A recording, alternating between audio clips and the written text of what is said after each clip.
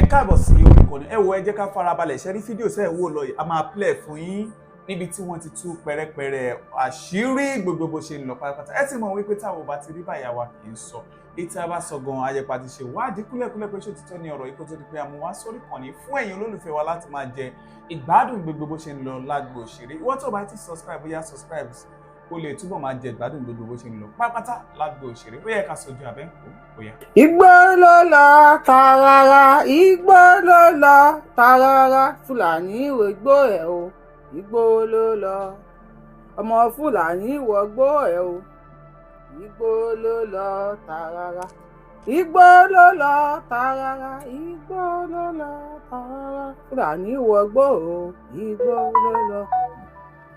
Ọmọ Fúlàní kan bú sẹ́kùn àánú ẹ̀dẹ̀ ṣe mí. Ọmọ Fúlàní yìí bú sẹ́kùn ó ní kà ní bàbá Tinubu ó ní nǹkan tí Tinubu ṣe yóò dá o oníbànújẹ́ ńlá ni ìtúsílẹ̀ olóyè Sunday Igboho Àdìsá ló jẹ́ fún òun àti wọn òun.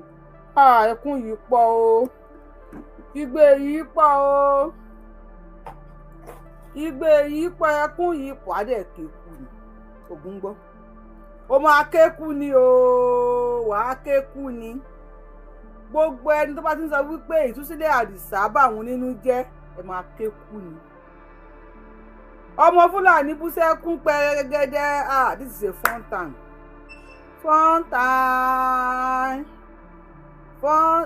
Àdìsá ọmọ aládìkún Igboho Osha lẹ́yìn ọdún 4 lẹ́yìn odi dádì wa Àkànbí ọmọ olódòdé ó ní ọmọ ọkọ lòun one of the best son of the soil lòun ó ló tó kó ń gbọ́ igbe wa ariwo wa bá ṣe ń pariwo pé ẹ fi Sunday Igboho lẹ̀ ẹ fi Sunday Igboho lẹ̀ Àdìsá òṣè ìtúsílẹ̀ ló ń pariwo fún òmìnira ilẹ̀ Yorùbá ló ń pariwo fún. Bàbá Tinubu Àkànbí thank you sir. Bàbá ní ó tó gẹ́ báwọn lọ́ba níjòyè bí wọ́n ṣe ń pe àwọn olórí ọ̀rọ̀ Sunday Igboho wọn ló tó gẹ́ káwọn fi Sunday Igboho lẹ̀ tí wọ́n bá fi Sunday Igboho lẹ̀. Fúlàní ó bú sẹ́kún ni ó sun pẹ̀rẹ̀ ẹkún ọkọ̀ ìyá yín nìyẹn bàbá yín wọ̀ bàbá yín wọ̀ lédè àwa la ní sí àgbẹ̀yìn àwa la ní kíni àwa la ní sí àgbẹ̀yìn gbà tí bàbá yín Buhari tó mú ọmọ Adéyẹmọ tó mú sẹ́yìn òdì nígbà yẹn inú yín dùn tó lé Àdìsá kúrò ní oníkan lọ pa kọ́lọ́n tó yọ inú yín dùn ní bí olè tó gbọ́kẹ́ ata ọmọ Yorùbá ti dé ẹ ti ẹ̀dùn náà ká tó lọ síbẹ̀. Bàbá wa Bọ́lá Ahmed Tinubu wọ́n ní wọ́n ṣubú ní Turkey tí wọ́n lọ wọ́n wá gorí péèjì lẹ́nu lọ àgàgà lórí Facebook àwọn á rí àwọn kọ́mẹ́ǹtì oríṣiríṣi àwọn àgbákò kọ́mẹ́ǹtì tí wọ́n ń kọ́mẹ́ǹtì ń pa Tinubu pé Tinubu ṣubú ní Turkey. Ẹ̀yin tẹ́ máa ń kọ kọ́mẹ́ǹtì yẹ̀yẹ́ máa síkì díẹ̀ ẹ síkì ẹ̀yin tẹ́ fi Tinubu ṣe yẹ pé ó ṣubú ẹ síkì. Number 1 kí Tinubu má jẹ́ president Nàìjíríà èjì Tinubu ṣó gbà yín láyè kẹ́ fi ṣe yẹ̀yẹ́ ṣá even àwa tá àti ẹ̀ jẹ́ tí Tinubu lè bí lọ́mọ yìí ìlú òyìnbó ti lò wá ti wọ́ níhà ìhà wa bó ṣe wọ́ leléyìí a manage ẹ̀ ni tàbá rìn a máa ń kìtàn ẹgbẹ́ kẹsẹ̀ bọ́tán ní tí wọ́n lè ṣubú at any time. You guys think you are mocking Tinubu? Fi Tinubu ṣe yẹ̀yẹ́. You are not mocking him. He's old enough láti má ṣe gbogbo wàhálà tó ń ṣe mọ́ yẹn. But because he is the president of Nigeria, he have to. Sometimes you have to do what you have to do. Ẹ fi Tinubu ṣe yẹ̀yẹ́ tó pọ̀ ṣubú ní Turkey. And how does that solve your problem? Mocking Tinubu because ó ṣubú ní Turkey yẹn, how does that solve your problem? How does that put food on your table? How does that make him not president of Nigeria again? Tinubu ṣubú ní Turkey. Ṣé Tinubu nìkan ni ààrẹ orílẹ̀-èdè ní àgbáyé tó máa kọ́kọ́ ṣubú kí lórúkọ ẹ̀ Biden ó ti ṣubú nílùú yìí. Anybody lè miss step ẹ̀ tẹ́bàdẹ̀ wò pé kò miss step ẹ̀ ó ṣubú lẹ́kìnní ó ṣubú lẹ́kejì. Yes, it is normal. You see, this is why America is more better than Nigeria, because perspective but ẹ pa ọ̀nà ní tiwọn lára o, perspective táwọn máa fi ń wo nǹkan ọ̀tọ̀ọ̀tọ̀ ni. Nígbà tí mo ṣe dé ìlú yìí mo wọ store kan mo fẹ́ lọ ra nǹkan nínú store yẹn Àkàndá ni manager wọn, Àkàndá ni manager wọn ní Martin. Ẹ tó bá mọ store tí mò ń sọ yìí á mọ̀ big store ni, kò ní pé store kékeré. Àkàndá èèyàn ni manager wọn.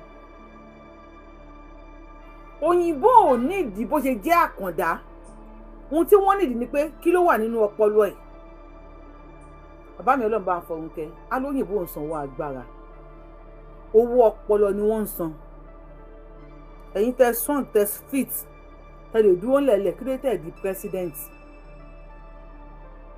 kí ló tẹ́ yẹn ò di president in Nigeria. If Tinubu if he has something upstairs láti jẹ́ kí Nigeria work, which a mọ̀ pé Nigeria ò lè work. If Tinubu try all his best láti make Nigeria work, tó bá work táwọn Fúlàní bá débẹ̀ wọ́n padà tún dàrú ni. If he can try his best láti orí pé Sunday Igboho ọmọ ìyá òun máa ní ó yẹ kóun fi sílẹ̀, oh fine. If you can have this upstairs wípé ilẹ̀ Yorùbá yẹ ká dá dúró tó ń bá kúrò lórí ìyá ọmọ kàó nǹkan ní ìwọ̀n apagbo ọ̀ràn Yorùbá tán o, it's fine. Ṣé bó ṣubú ni bóyá gba ẹsẹ̀ ní Tinubu dà, àgbà oríṣiríṣi làwọn èèyàn máa ń dà. Ẹni tí ò tí kú kò lè fi wèrè ṣe yẹ̀yẹ́, wọ́n tó tí kú ò lè fi wèrè ṣe yẹ̀yẹ́ náà. Tinubu ṣubú at what age? Ẹlòmíì tó bá ti ń dàgbà á dàgbà ẹsẹ̀ yẹ̀kú. Tinubu ti ẹ̀dá ọkùnrin lòun. Àwọn obìnrin àgàgà obìnrin tó máa ń nídìí sexy lady ní ti sí yẹn bá ti ń dàgbà báyìí ìdí máa wọ́ sí tán fún wọn ni.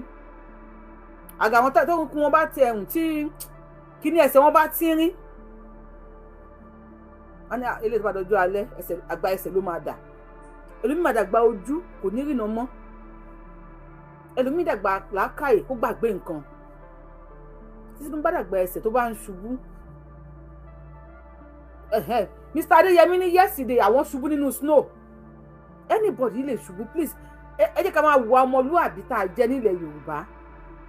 Àmọ́ àwọn elédè kejì náà tí wọ́n ń bu tí wọ́n fi ṣe yẹ̀yẹ́. I don't know how people think like that o. But mo kàn sọ wọn bá tí mo lè sọ nípa pé Tinubu ṣubú ní Turkey. Tẹ́ ń ṣe yẹ̀yẹ́, people they are making comedy of him. Why? Bí a tó pé àwọn àjọ máa arúgbó ni Yorùbáwùyí lórúkọ mi. Arúgbó láyé tàbí àgbà máa ń bà mí lẹ́rù àti rọ́ọ̀lù.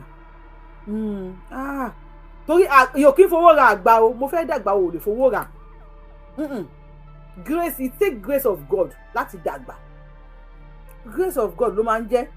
Ṣọ̀gbẹ́ kan dáwà yẹn bàbá Tinubu ẹ má pẹ́ dé ẹ wá tọ́jú ara yín rẹ̀ pé tọ́kì yẹn Ṣètìmá ló ní kẹ́ lọ síbẹ̀, Ṣètìmá ló ní kẹ́ lọ sí Turkey, Ṣètìmá ló ní kẹ́ lọ sí Turkey kẹ́ lọ bá wọn ṣe pé wọ́n bá wọn jàjà ní ilẹ̀ Nàìjíríà. Ṣé kìí ṣe pé wọ́n tàn yín lọ Turkey? Ṣé kìí ṣe pé wọ́n tàn yín lọ Turkey? Dádì wa Àkànbí ọmọ olódòdó ò gbọdọ̀ kú o, Àkànbí ò gbọdọ̀ kú o. Ṣé kìí ṣe pé fi style tán lọ Turkey? Ọlọ́run ṣàánú fún wa o. Yorùbáwùyí lórúkọ mi. Ẹ̀yin tèmi ẹ káàárọ̀ ẹ káàsán kalẹ̀. Ẹ kú dédé àsìkò yìí according to the time tí òyìnbá bá yín. Èyí ni 28th of January 2026. Ọjọ́ kejìdínlọ́gbọ̀n. Yorùbá. Ọjọ́ kejìdínlọ́gbọ̀n oṣù kínní ọdún 2026. Fúlàní bú sẹ́kún o. Fúlàní bú sẹ́kún o. Ó fọ́ sẹ́kún gbirigidi. Please if you ẹ tí bá fẹ́ rẹ́rìn kókò lórí péjì, we will laugh. Kí ni mo sọ? We are ready to laugh. You can only be on this page today if you are ready to laugh. Bẹ́ẹ̀ni. Mo sọ fún ìgbà tí Adé Buhari sọ mí ní adáwọn ilẹ̀ Yorùbá. Adáwọn yẹn mo change ẹ̀.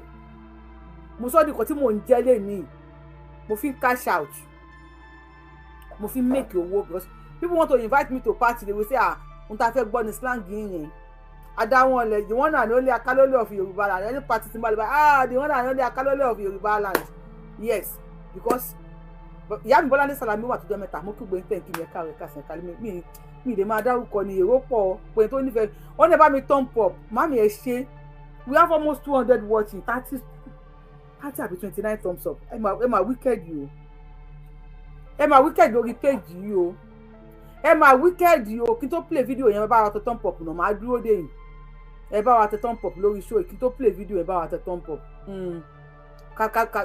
ká má lọ síbi turn pop straight ká lọ síbò mi ká má lọ síbi video yẹn straight ká lọ síbò mi ó ní ẹ ti rí wọn breaking news breaking leaders of Kwara chapter of Mayeti Allah including their president Idris Abubakar have been arrested for alleged involvement in kidnapping and sponsorship of armed terrorists in the state. Welcome to Nigeria. Koyeki Media bringing the world closer to your doorsteps. Koyeki nìkan kọ́ ló gbé o. Àwọn Mayeti Allah ní including their president in Kwara chapter wọ́n ti mú wọn fún ẹ̀sùn ajínigbé ẹ̀sùn kidnapping agbénigbowó agbénipa agbénirọ́lẹ́pọ̀n tó bá jí gbé wọn kọ́kọ́ wọ ní bájínátù ẹ̀pọ̀n náà àwọn ajínigbé ajínipa ajínirọ́lẹ́pọ̀n àwọn lélẹ́yìí ẹ̀rí bó ṣe múra ẹ ti rí irùngbọ̀n yẹ́wúkẹ́ irùngbọ̀n yẹ́wúkẹ́ o irùngbọ̀n yẹ́wúkẹ́ o ọlọ́run máa wo kíní yẹn tí a bá mi tẹ turn pop lórí show ìwà láì mi gan mí nìyí ni tí a bá mi share video èmi gan mí nìyí ni lórí show yìí tiktok báwo yẹ fẹ́ ṣe báyìí ẹ mọ̀ pé mi good láti máa flip ẹ máa bọ̀ lórí YouTube mi good láti máa flip tiktok mi good in flipping my camera I am not good in it I am not good at it.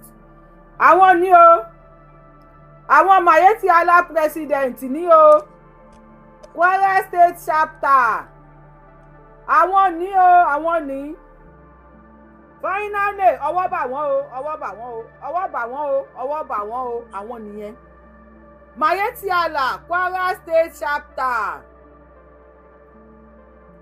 including their president wọ́n ti gán wọn mú ọ̀nà involve nínú kidnapping ṣe pé ọ̀rọ̀ kí ọdẹ ńjọ́ kìíní àná ká sọ fún yín pé Fúlàní ń pa wọ́n lókè ọ̀dẹ president governor Kwara state ó tún káwọn Fúlàní kan máa lọ gáìdì wọn bẹ̀ ọkàn yín ò ní balẹ̀ ẹ ní sùn ẹ jẹ́ ká ṣe àwàdà o ká pílẹ̀ ọmọ Fúlàní tó ń sunkún o ọmọ Fúlàní yìí sunkún ọmọ Fúlàní yìí sunkún Àdìsá Sunday Igboho ọ̀rẹ́ máa bọ̀ tá ń jẹ́ láyéláyé ni. fídíò pé Sunday Igboho. báyìí fẹ́ ṣe báyìí ẹ jẹ́ máa bọ̀ lórí YouTube mi mọ́ flip ẹ má bínú mi mọ́ flip ẹ má gbọ́ lórí TikTok ẹ má fetí gbọ́ ẹ̀jẹ̀ nípa fẹ́ wá sórí YouTube lè wá sórí YouTube.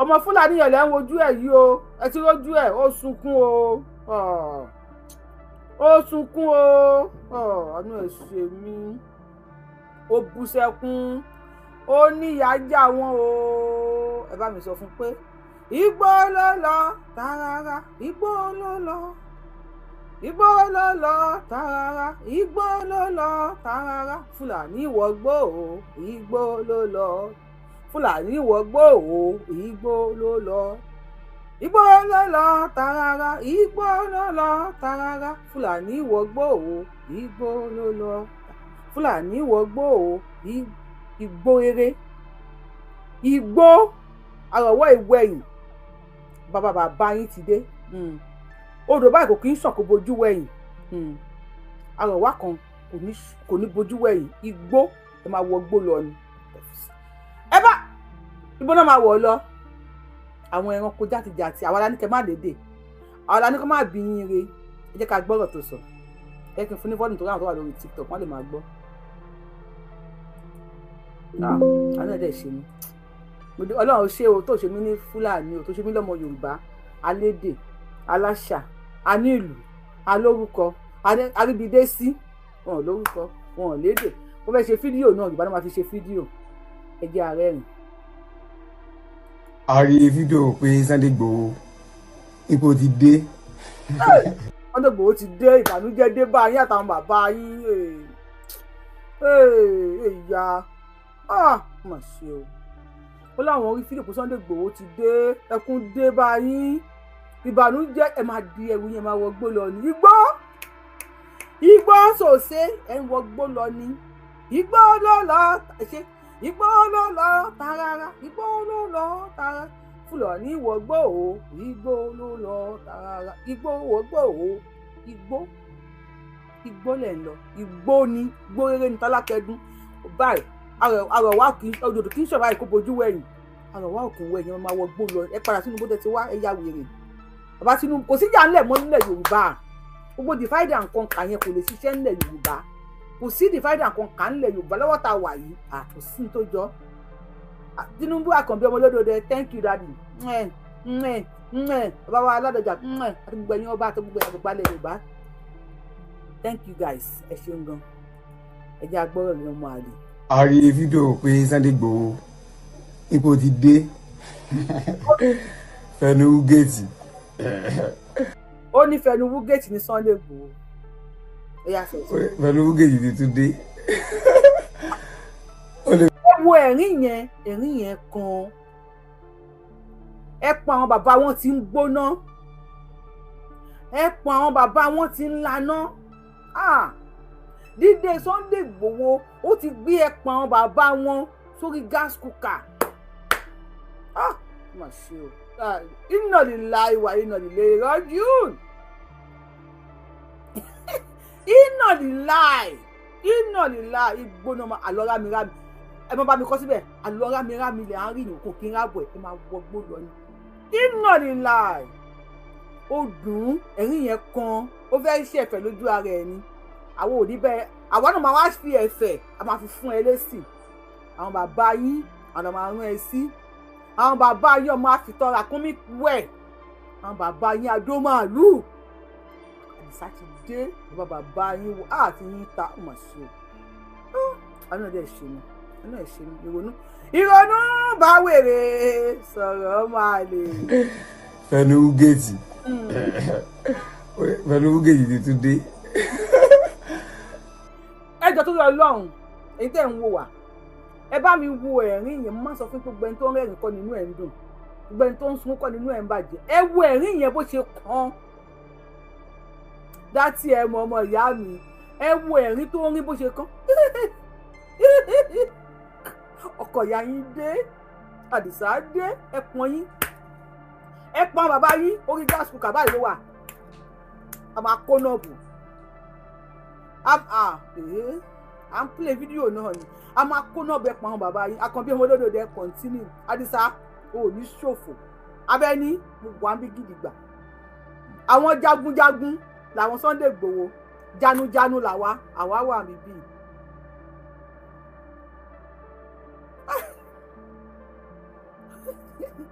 wọ́n ní please talk to him not to talk too much tí wọ́n bá ní ọ̀rọ̀ mẹ́wàá ṣókí ni kí wọ́n mẹ́jọ may the Lord continue to protect him and family amen sọ̀rọ̀ sókè wèrè eléri ibú.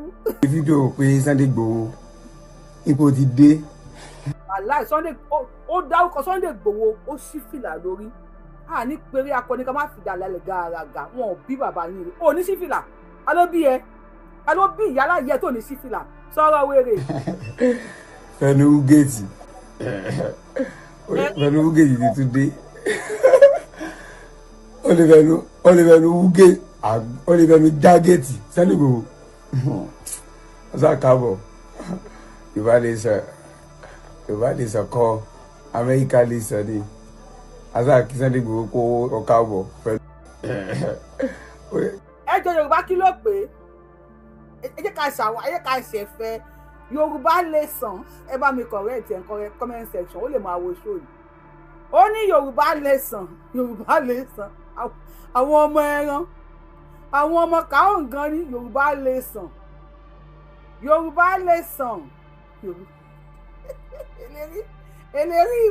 eléri ibú ní Yorùbá nation Yorùbá nation kọ́ Yorùbá nation a nation níbi tí ìrẹ́pọ̀ wà níbi tá a ti gbé èdè ara wa níbi tó yẹ pé tẹ́ bá wá you see èmi ń ṣe fídíò yìí pẹ̀lú èdè Yorùbá tó ń bá bí pọ̀n rí mọ pọ̀pọ̀n bàbá ńlá bàbá ìyá ńlá yàyà ìyá ẹ̀rẹ́ ṣe fídíò tiẹ̀ lédè Fúlàní èmi ń ṣe fídíò lédè Yorùbá ní èdè bàbá mi èdè ìyá mi ìwọ náà ṣe fídíò lédè Fúlàní eléri ibú ọmọ òfò sọ̀rọ̀. pẹ̀lú wúgé yìí ti dé. Yorùbá ní. olùbẹ̀nu wúgé olùbẹ̀nu jágẹ́tì Sunday Igboho ọ̀sán káàbọ̀ Yorùbá lè sọ kọ́ Amẹ́ríkà lè sọ ní ọ̀sán Sunday Igboho kó ọ̀káàbọ̀ pẹ̀lú jágẹ́tì nítorí tí Buhari fi mú ọ President Buhari Muhammadu Buhari ọlọ́ba àfọ̀hún kẹwọn. Ọlọ́run ò ní fọ̀hún kẹ Muhammadu Buhari yẹn Ọlọ́run ò ní fọ̀hún kẹ jákujàku jádàjàdá tó kúrò ló máa bá lọ́rùn Ọlọ́run ò ní fi ọ̀run ẹ ṣe bẹ̀rẹ̀ ní ọ̀kan lọ́mọ wọn ń yọ ẹ máa yọ tán ni ẹ ṣe bẹ̀rẹ̀ ní Yorùbá lè sàn sọ̀rọ̀. President Buhari Muhammadu Buhari ọlọ́ba àfọ̀hún kẹwọn bàbá dáadáa tí wọ́n fi mú ọ nígbà náà. ó ní Tinubu ó ní Buhari ó ní bàbá dáadáa ní Buhari Buhari bàbá dáadáa ní fẹ́yìn Fúlàní ṣùgbọ́n Àkànbí ọmọ olódòdẹ òun náà ti wá jẹ́wọ́ bàbá dáadáa fún àwọn ọmọ Yorùbá báyìí àwọn gan we chest out we dúró gidigba wo we fẹ̀yìn pọ́n Tinubu báyìí we tún fàyà ṣẹ́ẹ̀sì ẹ̀ Tinubu we go fẹ̀yìn pọ́n a tún máa fi àyà báyìí a tún máa fi ṣẹ́ẹ̀sì ẹ̀ tìyín á yẹ tìyín máa ṣe kí ni tìyín máa là bàskẹ́ṣì bàbá dáadáa ní Buhari fẹ̀yìn Fúlàní ok Tinubu náà bàbá dáadáa fáwa náà tó ti rí Sunday Igboho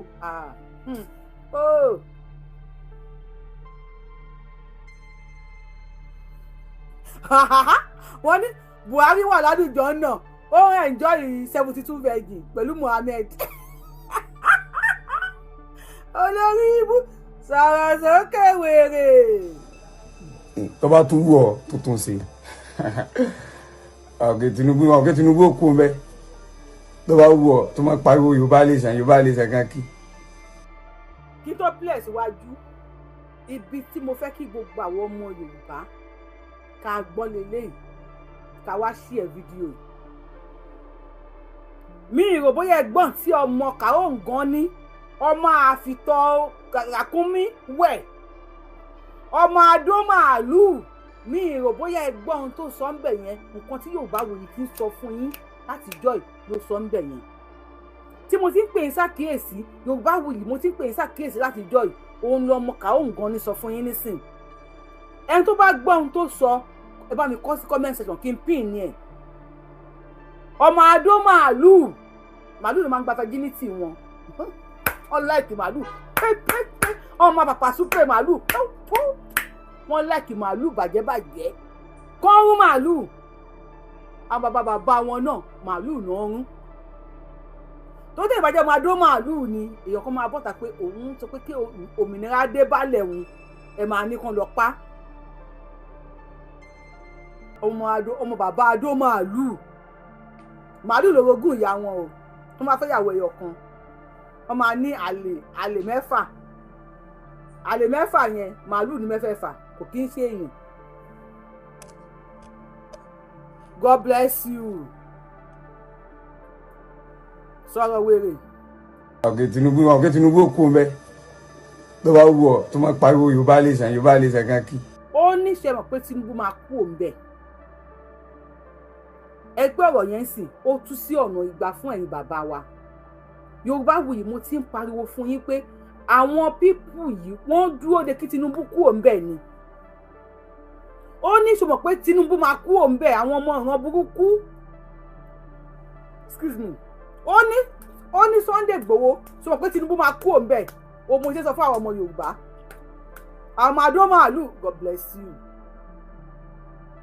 àwọn ọmọ adó màálùú mo lè sọ fún yín wípé wọ́n ń dóde kí Tinubu kò lórí oyè ni bó ṣe lọ tọ́kì tó ṣubú yẹn bí kò kú sọ̀hún ni èdè tanra yín ni lẹ́yìn igba ọdún kan ní Fákànbí ọmọ olódò rẹ̀ tí yín á yẹ̀ tí yín máa ta ẹ̀yin bàbá wa wá nǹkan ṣe sí o Tinubu kẹ tó kú òun bẹ́ẹ̀ ẹ bá wa pín kóníkálukú dá dúró àwọn olórí ibú yìí ọ̀rọ̀ tákú wárápá bá sọ òde ọ̀run ló ti wá ọ̀rọ̀ táwọn bàbá wọn ń sọ fún wọn nínú ilé ló wá sọ ń tà yìí ó ní Sunday Igboho tí wọ́n pé Tinubu máa kú òun bẹ́ẹ̀ so definitely wọ́n ti plan pé Tinubu bá kú òun bẹ́ẹ̀ nǹkan táwọn fẹ́ ṣe leléyìí èyí èèyàn mi ṣó mú yẹ̀sì ṣé bí mo ṣe ń sọ yìí ṣe ń bá sọ̀rọ̀ tí mò ń sọ yìí ṣó ń kọ̀rẹ́ẹ̀tì ṣó ń kílíẹ̀ sí yín ó ní ṣùgbọ́n pé Tinubu máa kú òun bẹ́ẹ̀ ọmọ Yorùbá tí Tinubu bá kú òun bẹ́ẹ̀ ibo la fẹ́ sáwọ̀ àwọn ọmọ tí wọn nílùú yìí wọn nílùú o kò séèyàn wọn lẹ́nu tó bí wọn Ọlọ́run gan àlákà ìran wọn Ọlọ́run dá Ìgbò ó fún nílẹ̀ Ìgbò ó dá Yorùbá ó fún nílẹ̀ Yorùbá ó dá Amẹ́ríkà ó fún nílẹ̀ Amẹ́ríkà ó dá Haúsá ó fún nílẹ̀ Haúsá ó dá Ghana ó fún nílẹ̀ Ghana ibo ni ilẹ̀ yín ibo ni ilẹ̀ yín o bàbá wa ọlọ́mọ òdòdó ẹ bá wa pín ẹ ṣe God bless you ibo ni ilẹ̀ yín o ẹ bá wa bí wọn ibo ni ilẹ̀ wọn ibo ni ilẹ̀ àwọn wèrè Ọlọ́run tó dá yín gan ó bínú sí yín kò fún yín nílẹ̀ ó bínú sí yín kò fún yín nílẹ̀ ó dá yín máwọn ẹranko nínú gbọ́n tó mọ̀ pé ẹ láìkì òbó màálù ó mọ̀ pé ẹ láìkì òbó màálù rẹpẹtẹ Ọlọ́run tó dá yín kò fún yín nílùú Ọlọ́run ò fún yín nílùú ẹgbọ́n tó sọ ó ní ṣe mọ̀ pé Tinubu máa kú òun bẹ́ẹ̀ ọmọ Yorùbá Sunday Igboho ní kọ́kọ́ ló ń bá wí o gbogbo àwọn ọmọ Yorùbá ló ń bá wí ó ní ṣe mọ̀ pé Tinubu máa kú lórí oyè wọ́n ti mí ni wà olórí ibú Tinubu kò ní kú síbẹ̀ ṣètìmá ò ní débẹ̀ sọ̀rọ̀ wèrè. ọ̀gẹ̀ Tinubu ó kú mbẹ́ tó bá wù ọ́ tó máa pariwo Yorùbá lè sàn kan kí ó lè fẹnu já géètì Sunday Igboho ó lè lóun lè pa ogun olú kan rẹ̀ ó dá àwọn fìgìláńtẹ́ náà mú un níbi náà ti mú fìgìláńtẹ́. kí táwọn èèyàn wọ́n ya ẹran o Yorùbá lè sàn fìgìláńtẹ́ Mr. Man ẹni tó bá mọ̀ kó bá wa sọ fún ẹ má wulẹ̀ máa sọ English mọ́ English ò kí ń ṣe èdè bàbá ẹ̀ Yorùbá tó dẹ̀ ń sọ yìí náà ó jí ni máa sọ Fúlàní it's not fìgìláńtẹ́ it is vigilante it is called vigilante ó di vigilante àwọn vigilante ló mú Sunday Igboho àwọn vigilante tún sọ ó káwọ́ ọmọ rí ó káwọ́ ọmọ rí ọmọ Fúlàní káwọ́ ọmọ rí ó káwọ́ ọmọ rí Igboho ló lọ tarara Igboho ló lọ tarara Fúlàní ìwọ̀gbọ́ o Igboho ló lọ ta ẹ máa wọgbó lọ ni Igboho rere ń tara kẹdùn àrọ̀wọ́ ìwé yìí àgbàrá ò ní sàn báyìí kó bojú wẹ̀yìn kó máa lọ ni ẹ lọ nílẹ̀ yìí o gbẹ̀ngẹ́ngẹ́ ẹ máa lọ ni olórí ibú sọ̀rọ̀ sókè. pa ogun olú kan rẹ̀ ó dá àwọn fìgìláńtẹ́ náà mú un níbi náà ti mú fìgìláńtẹ́. they are duplicates go be ó sá káàbọ̀ dé Mr. Sunday Igboho ẹ káàbọ̀ bí dáadáa rẹ dé ẹ ti fún ìbá yìí ẹ̀rìn bó wá ṣe wù yín ọmọ yín lọ́wọ́ à ń bẹ̀ gbogbo tí ń jẹ́ Yorùbá lè sẹ́ kọ́kọ́ ká kó kò sí tí ń jẹ́ Yorùbá lè fún ìbá yìí ẹ̀rìn bó wá ṣe wù yín ọmọ yín lọ́wọ́ à ń bẹ̀ Mr. Sunday Igboho ẹ káàbọ̀ bí dáadáa rẹ dé ẹ ti fún ìbá yìí ẹ̀rìn bó wá ṣe wù yín ọmọ yín lọ́wọ́ à ń bẹ̀. ọmọ yín ló wà ń bẹ̀ Sunday Igboho fìgìláńtẹ́ àbí fìgìláńtẹ́ wàláì wood boy ẹ má po eyín mi síta o wood boy don't bring my eyín outside yo fìgìláńtẹ́ igi ní àgbọn àbí igi wàláì wood boy ẹ kì í ṣe ọmọlúwàbí Igboho ló lọ tarara fìgìláńtẹ́ ẹ̀gbọ́n tó sọ ó ní ọmọ yín ló wà ń bẹ̀ ìbànújẹ́ dé bá wọn ó ní Sunday Igboho lẹ lè rìn bó bá ṣe wù yín ó lọ ọmọ yín ló wà ń bẹ̀ nísìn ṣùgbọ́n wọ́n ti pé Tinubu máa kú lórí oyè wọ́n ti mí ni wa o Yorùbá ṣe ti rẹ́dì Yorùbá ṣáà ti rẹ́dì wọ́n ti mí ni wa kalẹ̀ ṣáà ti rẹ́dì àwọn fìgìláńtẹ́ ti mí ni wa ṣáà ti rẹ́dì máa wọ gbó lọ ní sọ̀rọ̀ wo. gbogbo tí ń jẹ́ Yorùbá lè sẹ́ kọ́kọ́ ká kó kò sí tí ń jẹ́ Yorùbá lè sẹ́. Yorùbá lè nílọrin báyìí. ọ̀sẹ̀ jẹ́ dánwò. ìgbà tó fẹ́ dánwò nígbà kan nílọrin tí tọ́wá Kwara State kò lè lu lọ́rin àti capital city Kwara ń gbé kọ́ wá sí rally rẹ̀ ó yà lọ àwọn gbóná bẹ̀ wọ́n àwọn àti kòkè lọ́rin ní ọ̀wá ni àwọn ìbẹ̀rẹ̀ nǹkan ọba ti mú nígbà yẹn àwọn lọ. so ẹ bá wa sọ fún olóyè Sunday Igboho kan ṣọ́ra fáwọn ará Ìlọrin o ṣe ti gbọ́ ibi eré láti máa ń rò tọrọ ó láwọn rò bóyá Sunday Igboho máa wá sí Ìlọrin níbẹ̀ làwọn ò bá ti mú wọ́n ti máa plant àwọn Boko Haram àwọn Iswabu àwọn tó bá kọ̀la ó tún máa dọ̀la ni tó bá kọ̀la ó tún máa dọ̀la ní ilẹ̀ Ìlọrin yẹn ó máa bọ́ sọ́wọ́ Yorùbá tí yẹn á ta tí yẹn á ṣe kí ẹni tó bá fẹ́ pè wọlé ẹ lè pè wọlé o bẹ́ẹ̀ ẹni tó bá pè wọlé sórí show yìí mi ì fẹ́ kí anybody bínú ẹ̀fẹ̀ show la fẹ́ ṣe ẹ̀fẹ̀ show mi ì fẹ́ kí anybody bínú lórí show yìí ẹ̀fẹ̀ show ọmọ yìí ó jẹ́ kínú mi dùn ṣé rí àwọn kan wà tó yẹ pé máa ń pè wọ́n ní bí narcissist ni wọ́n á pè wọ́n they always want to see you unhappy yes wọ́n máa fẹ́ ṣe nǹkan fún ẹ máa fẹ́ make ẹ unhappy wọ́n fẹ́ kí inú èèyàn bàjẹ́ bẹ́ẹ̀ tí wọ́n bá ṣò fún wọn pé nǹkan tó ń ṣe yẹn wàláì o máa build the mansion from it just like when Adebuhari call me Adawọn mo build the name from it we must all build take one or two things from ọ̀rọ̀ tí ọmọ àlè yìí sọ ká wá dúró lórí ká wá fi ṣe yẹ̀yẹ́ lè máa fi bàbá yín ṣe sadis God bless you eléyìí show wípé olórí ibú yìí wíwá sílé Sunday Igboho ó jẹ́ ìbànújẹ́ ó jẹ́ ìpayín kékeré ó jẹ́ ẹkún ọ̀fọ̀ òun ò ṣe fún wọn ó sunkún àánú ẹ̀ ṣe mí alárìnkiri ni wọ́n o Ọlọ́run dá wọn ní alárìnkiri sọ̀rọ̀ wọn. Ọlọ́run ṣàánú rẹ̀ kọ́ wá lọ́rin kò sí ní jẹ́ Yorùbá lè ṣẹ̀dákùn bá káńsù rẹ̀ Yorùbá lè sàn kò sí ní jẹ́ bẹ́ẹ̀ nílọrin wa àwọn ọ̀sẹ̀ fẹ́ gbọ́ ní jẹ́ Yorùbá lè sàn ẹ káàbọ̀ sà you are highly welcome sir. you are highly welcome sir. ọmọ àlè Sunday Igboho olùkọ́ ìyá yín ẹkún bá yín ìbànújẹ́ bá yín wípé Àdìsá ti wọlé wípé ọmọ aládùnkún Igboho Osha ó ti tẹlẹ̀ tí yín bá ta ogun pa yín ẹ má bìnrin kí n fi fóònù kí n ọ̀nà fóònù tí yín ta Àdìsá dé àwọn bàbá yín ní Ìlọrin tó ní kí Sunday Igboho má wà now see this ẹ̀ńtẹ́ ẹ̀ṣẹ̀ ń wọlé Ìlọrin tó ní kí Sunday Igboho má wà Ìlọrin yẹn náà ti máa wà fà mẹ́ta yìí àwọn olórí Mayeti Alani president Mayeti Alani ẹ̀ka leaders of the Kwara chapter of Mayeti Allah including their president wọn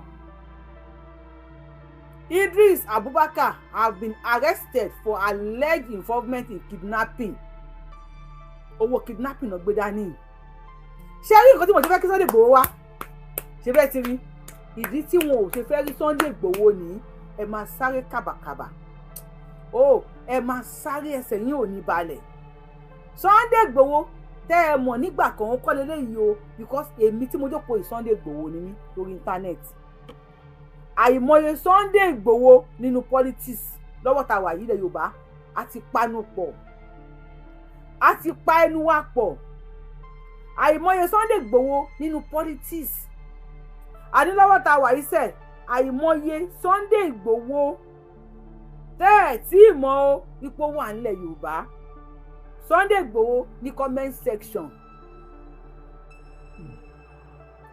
àwọn wèrè wọ́n fẹ́ máa pa wá kọ́lé bá fi wá gba 72 virgins Ògún ló máa pa yín ó ń bọ̀ mo fẹ́ àwọn èèyàn ti pè é ní sùúrù máa pè yín padà àwọn èèyàn ti pè é jẹ́ kí n pè yín padà torí Ọlọ́run Sunday Igboho ó ti jẹ́ bànújẹ́ fún yín ìbànújẹ́ náà ló máa jẹ́ fún yín ẹ̀ ní gbádùn ẹ̀ bá fúláàgì show mi ráyè lẹ́yìn ìkù síjà ńlẹ̀ ẹ máa fúláàgì ẹ máa táyà ẹ jẹ́ ní sùúrù fún mi fóònù yìí ti kún ni o, fóònù yìí ti kún ni o, fóònù yìí ti kún ni o, fóònù yìí ti kún ni o.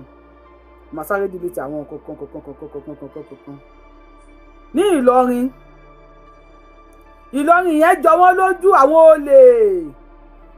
olè jàgùdà páálí tí yẹn á ta tí yín máa yẹ ẹ̀yin ọmọ olè burúkú yìí ẹ̀rọ bẹ́ẹ̀ ti gbà lọ́rin ẹ̀ ń tanra yín ni.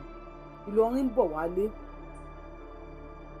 Ìlọrin gbogbo ẹ̀fún èdì kẹ́ni wá má tóra wa ká má bára wa jà tẹ́ ẹ ṣe nígbà kínní àná ó ti cast. No more ẹnu Yorùbá òkò ẹ má bínú. No more ẹnu Yorùbá òkò. TikTok mo fẹ́ gbé yín wọlé bẹ̀t mi ìmọ̀ kan tó dé mi láwọn èèyàn gbé wọlé. Ẹ lè resend kínní. No more. A máa tún ṣe orin mi bàbá yín ti wọlé dé bàbá yín máa tó dé láṣẹ tẹ́lẹ̀ ẹ kì í pẹ̀rún tó pè mí. Tí máa fi yẹn wá orin tí mo fẹ́ play fún yín orin kan ti wà nílẹ̀ tí máa play fún yín. Èkì ń yọkọ̀ pé àwọn tó pè mí náà. Bàbá ti pè yẹn máa bá wa gbé kọ̀ lọ́wọ́ kan ní ọ̀dà kan ẹ̀ ní dààmú ṣẹ́rí fóònù tẹ̀ ń wò yìí ó ti kún fún mẹ́sẹ̀gì. Àánú mo rí gbà adé orí ọ̀kìn. Kì máa yí ṣe mí mọ̀ ẹ ṣe adé orí Àdìsá àánú lórí gbà adé orí ọ̀kìn. Àwọn bàbá yín wọ́n ní àtàwọn bá gbọ́hùn Sunday Igboho wọ́n ní ìgbẹ́ máa bọ́ nídìí àwọn pọ́ọ̀. Àwọn bàbá yín nìyẹn tó bá gbọ́hùn Sunday Igboho wọ́n ní ìgbẹ́ máa bọ́ nídìí àwọn làwọn máa sọ pẹ́rẹ́. Bá ti pè yẹn bá wa gbé kọ́ọ̀lù ẹ̀dá pé mọ́ bínú torí ọ̀dọ́ jẹ́ sáré pẹ̀lú mi. Bàbá yín wọlé dé sọ̀rọ̀. Kí ló dé tá.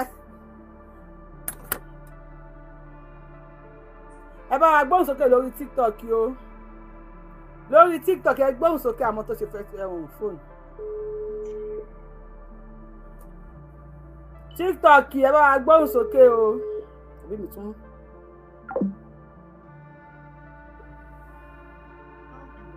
Ẹ ń pè mí mo ń pè yín sá o. Ẹ gbóhùn sókè lórí TikTok ṣe wà ń bẹ̀. Ẹ kú dédé àsìkò yìí o, à ń gbọ́ yín o. Ara nìyẹn o. Láti ìlú Èkó láti sọ̀rọ̀. Ẹ káàbọ̀ o. Bàbá wọn ti wọlé dé, wọ́n ti ń sunkún o. Ẹ̀rọ wọn ò ní sunkún, kọ́ máa sunkún. Nǹkan tó expect ló dé bá wọn lójijì ẹ̀. Nǹkan tẹ́mi kàn fẹ́ kẹ́ máa sọ ni pé ẹ máa dúpẹ́ lọ́wọ́ bàbá Tinubu. Dákẹ́. Àwọn ayẹ́kọ́ wọn lédèkéde ló wà ń bẹ owó tá à ń sọ̀rọ̀ àníri sọ. Èyí tó pọ̀ jù ẹ máa dúpẹ́ lọ́wọ́ wọn tó jẹ́ ọba wa pẹ̀lú wọn tó jẹ́ lídà wa náà nínú ìjọba Nàìjíríà torí because a lè rí bí wọn náà sí.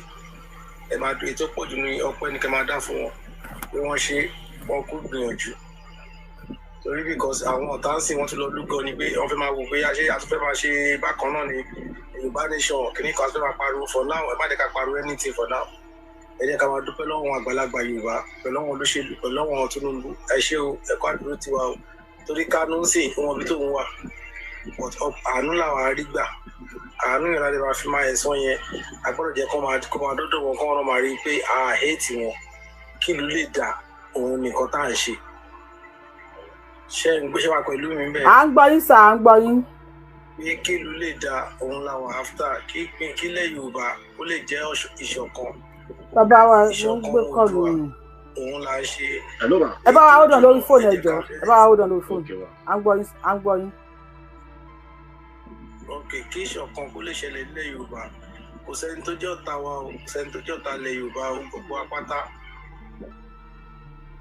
àlá nífẹ̀ẹ́ ọmọ Oòduà but ẹ jẹ́ kí àwọn èèyàn wa kọ́ rí i pé àwọn olórí wa náà wọn ò ṣọ̀tá wa torí ẹni tí ó dìde tó ṣe gbèsè tán filẹ̀ nǹkan téèyàn kan ṣe tó lówó lọ́wọ́ ẹlòmíì lè ṣe kó dé rẹ̀ wọ̀n àwọn pọ́dẹ̀tì sí oríṣiríṣi mo ti rí lórí kínní Sunday closing Nnamdi Kanu ṣe gbádà kan ṣe gòdò kan Igbo Yorùbá like their self kíní kan like their self tó ń sọ̀rọ̀ kó sọ lórí kínní ẹ jẹ́ ká máa pọ́n wọn lórí wa lé torí àwọn kan náà lọ ṣiṣẹ́ yẹn tẹ́ni náà fi sọ pé ó di ẹni tí ó dèrò jáde tó di pé ó ní free movement ẹ má jẹ́ ká fi bí ṣú àwọn tó ń ṣe wàhálà yẹn. so ibo ọ̀rọ̀ yín ibo lẹ fẹ́ bá wa fi gúnlẹ̀ sí gbọ̀sọ̀ ọ̀rọ̀ yín ò yé wa dáadáa ẹ má parabulé tí kí lẹ fẹ́ ká ṣe. ibi tí mo fẹ́ ni pé ẹ máa fi ìdúpẹ́ sí orí àwọn ọba kẹ́dẹ̀ máa fi ìdúpẹ́ sórí ṣé olóyè sí Sunday Igboho pé wàhálà tó ṣe kò ní jẹ́ sásán. Ẹ máa fi ìdúpẹ́ fún àwọn olórí wa tó jẹ́ ọba ilẹ̀ Yorùbá pẹ̀lú gbogbo. ṣé àdúpẹ́ lọ́wọ́ wọn ni sà àbẹ́ ẹ jẹ́ new person lórí. àwọn tó jẹ́ àwọn tó kù tí wọ́n ti sí lórí program tó ń gbọ́ ètò yìí la kàn fi encourage mi sọ pé àdúpẹ́. ẹgbẹ́ ẹlòmíì tó ṣe jẹ́ first time ẹlòmíì ṣe jẹ́ you are right. ẹlòmíì ṣe ó lè kàn ṣí kíní kó kàn rí program yẹn. Ó dáa adúpẹ́ lórí bàbá wa Bọ́lá Ahmed Tinubu àtàwọn tó kù àti dúpẹ́ lórí gbé bá wa gbósókè lórí fóònù ẹ ṣeun sà ẹ bá wa míìtì. ẹ bá ẹ ka lẹ́sà o. ẹ kú kọ́ lè dá ẹ kú àtúntò. ẹ ṣeun. àgbà àlọ́ ọba nǹkan yóò ní bàjẹ́. àṣẹ o àṣẹ. wọ́n gbọ́dọ̀ ṣí fìlà ẹni ó ṣí fìlà fún bàbá Sunday Igboho ni àdìsá ti a. kò sí ọmọ náà tó ọ̀nà ṣí fìlà ẹni ẹ mọ̀ pé jìnnìjìnnì ti dé gbogbo ọ̀rọ̀ tó sọ yẹn tó lórí burúkú wọn sọ yẹn tó lórí burúkú yẹn sọ yẹn àwọn ọmọ tó yẹ pé wọn ò ní kú síbi tẹ́rù wọn wà lílọ nígbẹ̀yìn ọ̀rọ̀ wọn lílọ wọ́n máa lọ ni ẹ máa lọ ní sẹ́ẹ̀. ó gbọ́dọ̀ ṣí fìlà nítorí pé orú mú wọn láti inú ni pé wọn expect pé Sunday Igboho lè wọlé báwọn bàbá ẹ lè fi sílẹ̀ bẹ́ẹ̀. ìdí ni wípé gbogbo ètùtù burúkú tó lọ ṣe pé kí Sunday Igboho bá padà sílẹ̀ Yorùbá wọ́n fẹ́ balẹ̀ Yorùbá jẹ́ tán kí Sunday Igboho tó dé ni. ṣùgbọ́n Ọlọ́run àwọn alálẹ̀ ilẹ̀ Yorùbá ló dìde tó bá àwọn bàbá yẹn sọ̀rọ̀ tó fi jẹ́ kí gbogbo ẹ̀ kó fi ṣeé ṣe. àwọn olórí ibú ọmọ máa lọ bí iṣẹ́ mi ní ẹ bá wa sọ ẹ̀fẹ̀ ní sóòyì ẹ̀fẹ̀ ẹ̀yin ọmọ Yorùbá ẹ jẹ́ ká ṣe sùúrù púpọ̀ o ẹ̀yin máa fi Tinubu ta yín mọ́ o tí bàbá yín bá ṣubú kò yẹnu ọmọ àlè ló máa bú bàbá ìfún bàbá òun ṣubú lójú títì o tí bàbá ọmọ rẹ̀ bá mọ tí yó tó ṣubú káàkiri ẹ ti ẹ̀yin bàbá yìí náà fúngbà kan náà lóòótọ́ làwọn kan ní Tinubu àwọn kan náà dẹ̀ lè ní Tinubu but kì í ṣe gbogbo nǹkan tẹ́ bá ní kó táyé ṣe kì í ṣe lẹ́kẹsẹ̀ náà ló máa ṣe gbogbo ẹ̀ náà gbogbo nǹkan nípele ni èmi ò gba ti Tinubu tẹ́lẹ̀ bí tí mo bá yín sọ̀rọ̀ yìí. mo mọ̀ yín dáadáa èyí tẹ́ bá ń bú mi èyí tẹ́ bá ń bú mi ọmọ bàbá tó sílẹ̀ jàmà bẹ́ẹ̀ ni. mo ṣe bá gba ti Tinubu padà pé bàbá yìí ó ti ṣe nǹkan tí mo fẹ́. mo ti ń jẹ́ Yorùbá lè sẹ́ kọ́kọ́ ká kú. bàbá mi báyìí ó ti ṣe kíni Tinubu ti di kíni. ó ti di bàbá mi. ọmọ ti ń pọ̀ sí o ọmọ àkànbí ti ń pọ̀ ọmọ àkànbí. bẹ́ẹ̀ni téèyàn bá tú bàbá èèyàn lẹ̀ níṣẹ́ ni Tinubu dàbí bàbá sí mi tó bá tú Sunday Igboho bàbá mi ni ohun tó mu tó tú bàbá mi kúrò nínú ìdè òun náà ti di bàbá mi ni.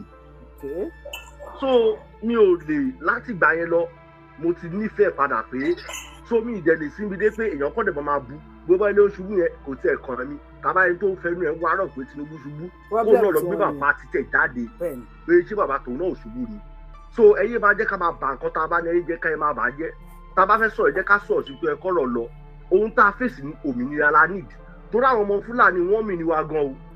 ẹ gbọ́dọ̀ tó sọ ṣe gbọ́dọ̀ tó sọ. mo gbọ́ gbogbo ẹ̀ ó ní ṣèbí tí Tinubu bá kúrò ń bẹ̀ tán ṣé Tinubu ò ní kúrò lórí òde ni. so Tinubu ẹ tẹ́tí àwa sọ kíní kan fún yàrá ẹ̀ ń bẹ̀ yín à ń fi ọlọ́ọ̀ba tó dá yín tó lẹ̀mí yín tó lọ́jọ́ tẹ́ máa lọ jábọ̀ ṣé Ìgbò kan tẹ̀sí ń ṣe yẹn àwọn Awólọ́wọ̀ nǹkan tó ń fẹ́ ni pé kẹ́ fúnlẹ̀ Yorùbá lómìnira. bẹ́ẹ̀ni. gbogbo àwọn alálẹ̀ tó ti lọ́lẹ̀ Yorùbá wọ́n fẹ́ kẹ́ fúnlẹ̀ Yorùbá lómìnira. bẹ́ẹ̀ni. dídé tẹ débẹ̀ lóde kì í ṣagbára yín o. bẹ́ẹ̀ni. wọ́n wò pé torí pé Tinubu ò ní godfather. kò ní godfather. ìwìn ọmọ làkàn ìwìn. Tinubu ò ní godfather tó bá pé Tinubu ní godfather ni ẹ máa rí pé Tinubu ò ní fi Sunday Igboho lẹ̀ o. òótọ́ ọ̀rọ̀ ni mo sọ fún yín lónìí bọ́ tó pé kò ní godfather òun ni godfather ara ẹ̀ lẹ́yìn ọlọ́run ọba òun dẹ̀ tún ni godfather ara ẹ̀ ìdí nìyẹn tí ò sẹ́ni tó máa ṣe lọ́ máa gbà àṣẹ lọ́wọ́ ẹ̀ tó bá jẹ́ pé bàbá tó gbé fìlà Awólọ́wọ̀ kiri ọmọ Abẹ́òkúta tó lọ fẹ́ Ọlábẹ́òkúta tó fẹ́ wọ ọbẹ̀ tó ṣe vice president Buhari gbà yẹn. kí sẹ́ lórúkọ wọn mo ti gbàgbé ẹ bá sọ ẹ yín nìṣó. ló wọlé ẹ má jẹ́ kí n tàn yín ó lè hard láti fi Sunday Igboho lẹ̀ torí pé àwọn Fúlàní ló máa gbọ́rọ̀ sí lẹ́nu. bẹ́ẹ̀ni ṣùgbọ́n Tinubu ò ní bàbá àkọ́kọ́ níjẹjọ́ wọ́n lè pa lọ kiri ice cream ni. wọ́n jẹ́ntù àyẹn jẹ́ntù láti máa kó sápò ní ayọ̀ nìkan tó fẹ́ ṣe sílẹ̀ fún Yorùbá wọ́n kàn gbé fìlà Awólọ́wọ̀ sórí kiri ni àmọ́ gbogbo wọn. ṣùgbọ́n bàbá wa Tinubu ẹ gbọ́ ọ̀rọ̀ tí ọmọ burúkú ìtàwọn Fúlàní sọ ẹ̀rí tó ń rí sí kì í ṣẹ̀rí tó dénú o ẹ̀rí ikú ẹ̀rí àrùn ẹ̀rí kéèyàn lọ kó má padà wálé lọ torí ẹ̀ láyé sọ Ọ̀ṣínbàjò God bless you.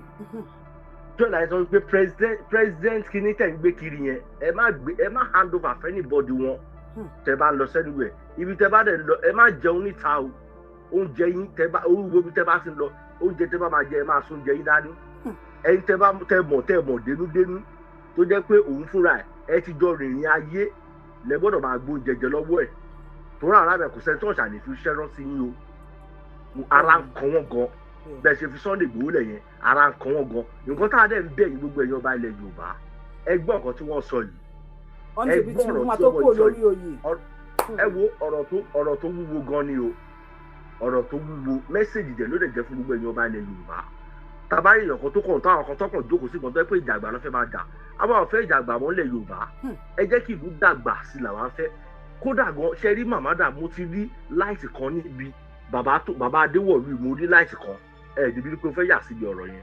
ẹ má pẹ́ láàrin 2 minutes. láàrin 2 minutes ó dàbí pé ní ìsìngàn ilẹ̀ Yorùbá gan tá a bá rà wọn tó ti ṣe dáadáa rí tó ti ṣe olórí ilẹ̀ Yorùbá tó ti jẹ gọ́vnọ̀ rí tó ti jẹ sẹ́nétọ̀ rí ó dàbí pé tá a bá ń lò wọ́n gẹ́gẹ́ bí ọba ó dàbí pé àwọn gan máa ń jẹ́ kí nǹkan dájú àwọn tá a lọ fi fáyàn láti ibì kan tó tá à ń pè lọ́mọba tó bá dórí àtìwọ́ tí wọ́n ṣe kankan mọ́. torí àwọn tá a dẹ̀ mú nísìnyí tó bá débẹ̀ tán nísìnyí ẹlòmíì tó bá dé sílẹ̀ Yorùbá tán wọn ò wá ní túlẹ̀ Yorùbá ṣe ìṣe kan jẹ́ kí peace wà lẹ̀ Yorùbá kí nǹkan da ìgbà náà wọn máa ṣègbéraga káwọn àwọn jòyàn kan láwọn jòyàn kan lọ ẹ̀yìn jẹ́ kí ilẹ̀ Yorùbá ìjẹ́ kó dàgbà so nísìnyí àfẹ́jàgbọ́n lẹ̀ Yorùbá ẹjọ́ torí tọ́lọ́wọ́ bá ìrẹ́pọ̀ là ń fẹ́ lẹ̀ Yorùbá báyìí ẹ̀yin ọ̀dọ́ ilẹ̀ Yorùbá ẹ dìde kẹ́ lajú ní ẹ má jẹ́ káwọn aláìbá ẹ má ẹ̀kọ́ ọbọ̀ ọjọ́ làwọn jẹ́ ẹ̀yin kábíyèsí abẹ̀yìn o ọ̀rọ̀ táwọn aláìbá yìí sọ̀rọ̀ tó níwèétì Tinubu ẹ ṣí ẹ Nàìjíríà kẹ́ tó kúrò bẹ́ẹ̀ ẹ pin kólúkálukú lọ àwa ọmọ wọn yà wà kí ṣe Haúsá Yorùbá o a ṣe Fúlàní Yorùbá láíláí àwọn àtàwọn nọ́dánà lọ́jọ́ tó yẹ láìsọ wípé ẹ má gbà sí àkọ́kọ́ ní ààyè nílẹ̀ Yorùbá àwọn àtàwọn nọ́dánà ní ẹbí o àwọn àkíṣẹ́ bí wọn torí ilẹ̀ Yorùbá àlẹ́sìn oríṣiríṣi ẹ̀sìn là ń ṣe nílẹ̀ Yorùbá àkíṣe kírísítẹ́nì à ń ṣe kírísítẹ́nì à ń ṣe mùsùlùmí à ń ṣe traditional gbogbo ẹ̀ là ń ṣe ìṣẹ̀ṣe là ń ṣe so ẹ bá wa pín ká lọ lọ́tọ̀ọ̀tọ̀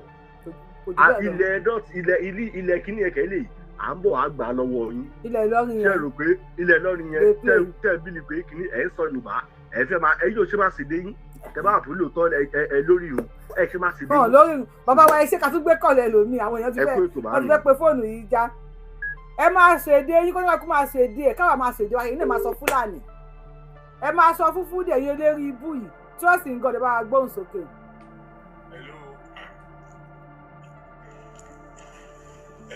Hello à ń gbọ́ yín. Ẹ kú lórí àsìkò yìí sà. Yóò yẹ kò ní yẹ lẹ. Àṣẹ Èdùmàrè. Ìrìn yóò yẹ ní tú. Àṣẹ. Yorùbá ní ọmọ inú ìṣèdí bẹ̀bẹ̀rẹ̀. Wá fi lẹ̀kẹ̀ sí di ọmọ ẹlòmíì. Kúgbù náà ti mú wa nídìí. Nígbà tí ìpínlẹ̀ ìforúkọ yìí tó lọ tó ṣaláìsí nígbà tó wà ń bẹ tó wà lórí oyè àwọn èèyàn tiẹ̀ gbogbo wọn náà ṣòro bò tí wọ́n yípo tí wọ́n bá ṣe gbogbo ẹ̀ wọ́n ṣe ń ṣe yànmàyànmá wọ́n ṣe ń pa owó ìlú ní pọ́npọ́ tó ń ṣe gbogbo ẹ̀ lóríṣiríṣi àwọn èèyàn ẹ̀ bó ṣe ń ṣaburú tó tó ń pa àwọn táwọn yẹn ń pa kúkúrú tó ń pa gíga tó ń dà gbogbo lóru. Ó fún ọlọ́pàá èmi gẹ́mí sọ̀rọ̀ yìí agbófinró ni mí. Mo àti gba fìlà ẹ ṣe ọyàn máa lọ sókè white lion àpòyè ò ní gbẹ. Ó jẹ́ pé tí n bá jẹ́ pé tá a bá sọ fún pé àwọn tó wà bẹ́ẹ̀ ẹ má lọ bẹ̀ yẹn o ẹ má lọ síbẹ̀ yẹn tá a bá advance ẹ má lọ bẹ̀ yẹn tẹ bá lọ bẹ̀ nǹkan tẹ bá dé wọ́n lè court martial yín wọ́n lè dismiss yín. ẹ bá wa ṣe kí 1 minute ló kù bọ́sà léèyàn lórí fóònù. ṣé ń gbọ́rọ̀ mi bẹ́ẹ̀. À ń gbọ́ yín sà. Ẹ ní sùúrù lórí fóònù fún 1 minute. ọ̀nà táwọn bá máa gbé gbà títí àwọn náà fi máa rọ́nà tiwa lọ àwọn ọmọ kóòtù òjíire káwọn náà fi máa rí tiwa ṣe nínú ayé jẹ́ pé kò sí gbé gbà káwọn náà máa rí tiwa ṣe. ní ìsìtẹ́tẹ̀lẹ̀ tá bá lọ fún advance oníkẹta máa ń pè ní advance tá bá lọ fún advance tẹ́tẹ̀lẹ̀ tọmọ Yorùbá wá ṣe kan àwọn Yorùbá la máa ń takora bọ̀ kò sí kò rí bẹ́ẹ̀ mọ́ o. Ojú ti là ojú ti ṣẹ́jú nísìnyí jẹ́ pé káwọn náà bá ń ṣe nǹkan kódà lẹ́nu àìpẹ́ yìí ó ní kankan tó sọ lọ́wọ́ kan náà àwọn ọmọ ogun wa jẹ́ pé àkànṣáré gbogbo àṣáré ṣù gbà jẹ́ pé ara wà mí. wọ́n 3 minutes yìí fi pẹ́ sáà jẹ́ ká gbé kọ́ lórí fóònù ẹ bá gbóhùn sókè lórí fóònù ẹ ṣeun bàbá wa ẹ bá gbóhùn sókè lórí fóònù. Hello. Ṣé ẹ ti gbọ́n tọmọ Fúlàní yẹn sọ? Àbẹ̀rù ń bẹ̀ yín náà ni. Níbo? Ẹrù bàtà ni. Mo rò pé gbàgbó ti wọlé dé ẹ̀rù tí ń bẹ̀ yín náà ni. Àdìsá tí ó ti kọ́ ọ̀tọ̀ṣẹ́ fún mi gbéraga ti bẹ̀rẹ̀. Ìgbòho wọlé dé ọkọ̀ ìyá wọn dé. Ọkọ̀ ìyá wọn dé ó fọ́ sẹ́kún. Ìjayà fún gbogbo Fúlàní. Wọ́n ti bẹ̀rẹ̀ sí tọ̀ sára. Ìgbẹ́ gbóná. Wàhálà tí ọmọ Ìlọrin wá ń sọ pé yẹn kán má wà sọ́dọ̀ àwọn kán má wà síbo lórí ilẹ̀ wa. Wíwá ẹ̀ tí ẹ̀kọ́ ní iṣu sà ẹgbọ́n ohun tó sọ ó ní ṣèbọn ọmọ yín ló wà ń bẹ̀ ń sìn ó ní Tinubu á kúrò lórí oyè. Abẹ́ ẹ̀gbọ́n bàtó sọ ni. Ṣé wọ́n ti bìlí pé ṣé gbogbo vigilante ọjà tó ń ṣe lọ yẹn wọ́n kàn ti jẹ lọ yẹn. ẹ sáà káàbọ̀ dé Mr. Sunday Igboho ẹ káàbọ̀ bí dáadáa rẹ dé ẹ ti fún ìbáyìí ẹ̀rìn bó wá ṣe wù yín ọmọ yín lọ́wọ́ à ń bẹ̀ gbogbo tí ń jẹ́ Yorùbá lè ṣe kọ́kọ́ ká kú. Ó ní Sunday Igboho ní kó rìn bó ṣe wá ṣe òun lọ́mọ wọn ló wà ń bẹ̀ ó ní ṣèbí Tinubu máa kúrò lórí oyè ẹ bá wa gbóhùn sókè sí. Kí kókó ti pé Tinubu kúrò lórí oyè ó pọ́sibù kí Nàìjíríà kan máa sì mọ́. Kò ní símọ́ lágbára Ọlọ́run bá wa pín. Ó pọ́sibù kí Nàìjíríà kan country called Nàìjíríà ó pọ́sibù kó máa ẹ̀sìn ìmọ̀. Because gbogbo rádaràdà kan ṣe yẹn nítorí pé Buhari wọ́n wà fẹ́ lọ ṣe sí yẹn. Kò dẹ̀ sí nǹkan kan lọ́wọ́ yìí. Ẹnu Yorùbá ti kó ogun wọn ti bàjẹ́. Ògbè tán sọ pé ẹnu Yorùbá òkò kìíní kankan àwa làwọn ọmọ Ìgbò wa fi ń yan gàn sí. Àbí? Bẹ́ẹ̀ ni sà. Àwa làwọn ọmọ Ìgbò fi ń yan gàn sí. Àbẹ́ẹ̀ rí nǹkan. Wàhálà ti ó padà get started. Wàhálà ti dé bá wọn wá ń gbọ̀n. Àwọn olórí burúkú wọn nílò oorun sun. Ọkàn wọn ò ní balẹ̀ ọ̀nà máa no go touch ground lágbára Ọlọ́run. Wọn nílò oorun sun. Ẹ máa bẹ́ tó bọ̀. À ń bá a bọ̀ sá ẹ ṣe gan adúpẹ́ sá. Ẹ ṣe gan. Ẹ jọ torí Ọlọ́run èèyàn 4 something ló ń wà ní live lórí YouTube. Èèyàn tó sọ turn pop 112 àbí Fúlàní lẹ́yìn tẹ́ ń wò wá ní. Bá pé Fúlàní ẹ jẹ́ ká mọ̀ o. Pẹ́pẹ́ Fúlàní lẹ́yìn tẹ́ ń wọ ẹ jẹ́ ká mọ̀ o ẹ bá gbóhùn sókè bàbá mi. Àwọn àlékún o. Sàlátọ́ ọmọlẹ́kùn ló máa parí ìtókù o Mr. Bade. Ẹ kó ètò. Àjọ ń ṣètò ní sà. Ẹ bá wa tẹ turn pop lórí ẹ bá wa power tap lórí TikTok wọ́n ṣe ń drop àwọn tá a gbé wọlé. So concern nípa ọmọ Fúlàní tí ó ń sọ ìsọkísọ wọ́n máa sákò ní. Àṣẹ. Pẹ̀lú ògo Ọlọ́run inú wọn ò ní dùn inú wọn tí ò dùn yẹn kò ní dùn kalẹ̀. Àṣẹ. Now mo mọ̀ pé pẹ̀lú olóyè máa ń sọ̀rọ̀ so ẹ mẹ́sẹ̀gì wọn pé kó try láti ṣéǹjì gbogbo àwọn tactics ẹ̀ o kan tí mo sọ yẹ kó ti yé yín so torí títí dára àwọn ọba nílẹ̀ Yorùbá àwọn ọba ìmíì wọ́n ti gbẹ̀bọ̀dẹ̀ fún wa tí gbogbo wa náà mọ̀ àbóyè àwọn ará bíi kò dẹ̀ sí nǹkan méjì tó ń ṣe wọ́n so especially Ìlọrin yẹn so wọ́n wò pé tán bá lọ pín wọ́n ṣe sọ pé wọ́n fẹ́ pín yìí báwo ni tí wọ́n ṣe fẹ́ rí ń bẹ̀ yẹn. Àwọn alábí wọn ni sáwọn alábí wọn. So wọ́n dẹ̀ fi rúgbà àbùkún ni. Àwọn olè. So alákọ̀ọ́kọ́ nìyẹn. Then orí kejì Ọlọ́run Elédùmarè ọlọ́jọ́ ìní á ṣe dáadáa fún wa. Ní ìjẹ gbogbo àwọn artist ẹ̀ pẹ̀lú ògo Ọlọ́run ọwọ́ ìkà ò ní tó. So gbogbo àkáǹtì ẹ̀ lọ́ndẹ̀ máa release pẹ̀lú àṣẹ Ọlọ́run. White Lion bàbá wa a kí wọn a ṣàdúrà fún wọn kọ́lọ́n kú lọ́rọ̀ ẹ̀mí wọn pẹ̀lú ògo Ọlọ́run wọn á délẹ̀ lérí torí ọ̀rọ̀ tí ẹ̀ ń sọ mo fẹ́ lè sọ pé ṣe ló yẹ kẹlọ di wòlíì àbí pásítọ̀ àbí àwọn tìbí ẹ mọ̀ pé nǹkan tẹ̀ ń sọ nìyí pé àwọn ará bí yìí tí bàbá yìí bá kúrò ń bẹ̀ kí ni mission táwọn ará bí yìí tá mọ̀ tán ni. wọ́n ti ń sọ síta o. ẹ mọ̀ pé wọ́n sọ síta kò dẹ̀ sí nǹkan méjì wọ́n máa ń gba nǹkan ní nǹkan tèkútèkú ni. olè ni wọ́n olè jàgùdà. àwọn ọba wa wọn ò mọ̀ pé ojú àwa ti ká wọ́n ṣe mú àwọn haúsá nílẹ̀ haúsá tán rọ̀bù wọn nìyẹn tẹ́lẹ̀ ilẹ̀ haúsá là ń gbọ́ kò sí nǹkan tó ń jẹ́ haúsá fúlàní. àwọn wòye. so at the end of the day wọ́n rọ̀bù àwọn arábí yẹn wọ́n pa gbogbo àwọn ọba wọn wọ́n make sure pé wọ́n install àwọn fúlàní wọn síbẹ̀ ìyẹn náà fẹ́ ṣe nílẹ̀ yorùbá kò sí ní tó jọ àbóyè ní sùn so kò dẹ̀ sí yẹn. For instance àwọn bàbá wa máa ń sọ pé tí ò bá sí olè tilé tìta olè jà yorùbá wuyì ẹ wo àwọn tó ń mú ní ìlọrin àwọn ìyá tí a là yẹn tẹ́ mọ̀ pé àwọn náà ń gbẹ̀bọ̀dé láti pe àwọn tìta wá láti wá ṣe aburú níbẹ̀ yẹn bẹ̀tẹ̀ ọlọ́run ti mú wọn sìn ọlọ́run á dẹ̀ máa tú àṣírí wọn kò sí bí fúlàní ṣe máa da tí ò ní jalè wọ́n bímọ wọn ni. àwọn olórí ibú. wọ́n bímọ wọn ni. àwọn ẹni òfò.